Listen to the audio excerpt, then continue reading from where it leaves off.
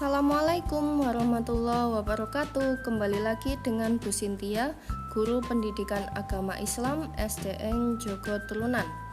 Kali ini kita membahas tentang bab 4, kelas 4, menyambut usia balik.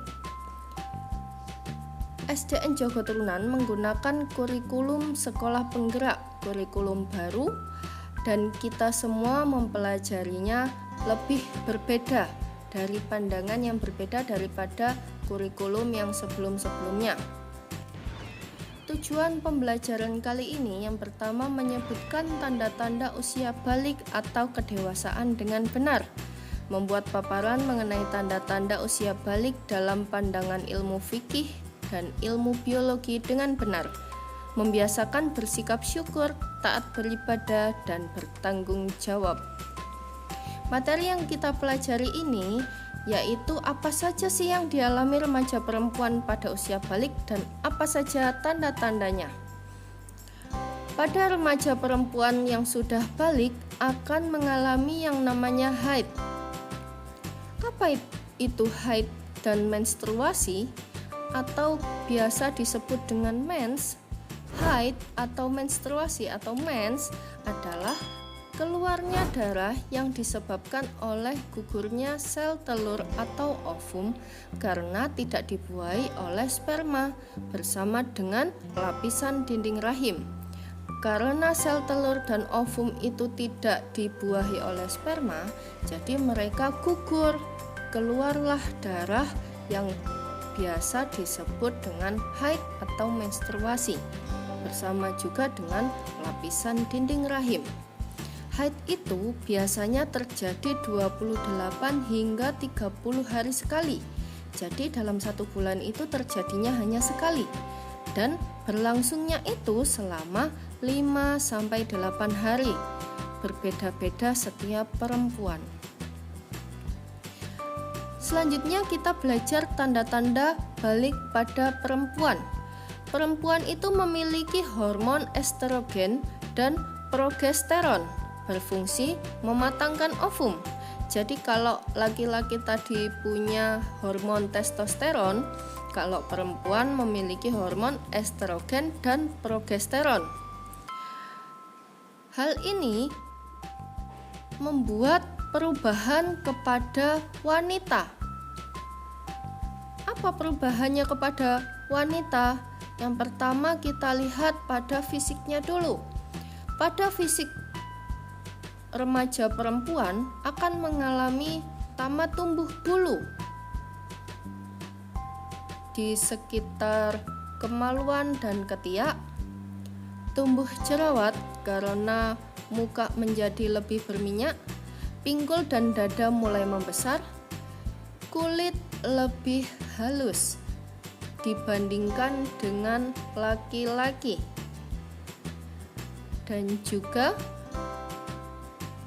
badan cepat tinggi, gerak lebih aktif, nafsu makan meningkat, dan suaranya makin merdu.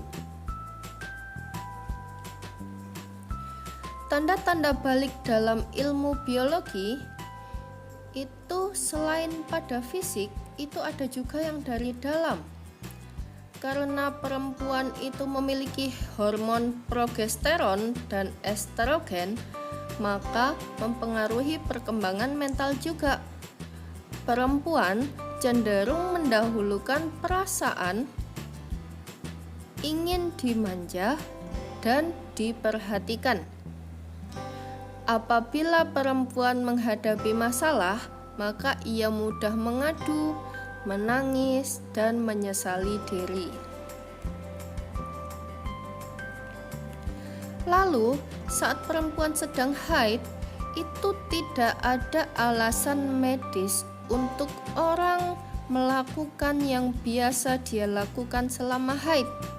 Tidak satu pun ketentuan yang menyatakan bahwa akan berakibat buruk bila mandi, berenang, mencuci rambut selama haid. Jadi, ketika kamu sedang haid, itu boleh kamu mandi, boleh kamu berenang asalkan haidnya tidak hari-hari yang awal, hari-hari yang akhir ketika hendak mau selesai, dan juga boleh kalian mencuci rambut.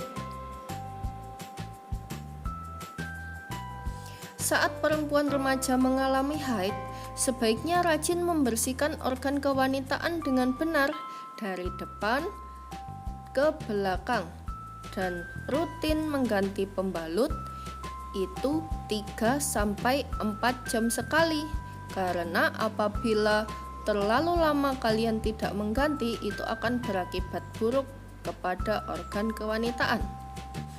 Lalu apabila cairan yang dikeluarkan itu berbau dan berwarna kuning serta disertai gatal, itu kamu harus segera ajak orang tuamu untuk memeriksakannya pada tenaga medis.